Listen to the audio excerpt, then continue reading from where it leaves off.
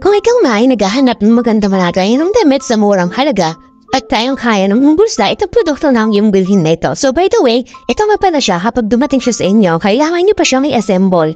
Pero don't worry, madali lang naman siyang pagdugtungin. Ito yung mga material na gagamitin natin sa kanya para mabuo siya. Siyempre, hindi mawawala din yung covering niya at pinakang manual niya. Madali lang siya guys buuin, kayang-kaya siya ng isang tao. Pero kung gusto niyo mapadali o mapabilis, so dalawa kayong bumuo nito, banding na rin mag-asawa. Eto siya guys, madali lang siya, pagdudugtugtungin lang yung mga material na kailangan para mabuo siya. Guys, ito nga parang pinakang-white na patungan ng aking damit. Washable nga pala yan, pwedeng labhan niya. Bagay na bagay ito guys sa mga estudyante na nabu-boarding house o kaya yung mga tao na palipat-lipat ng bahay. Dahil hindi siya hassle bitbitin, napakadali lang din yung disassemble.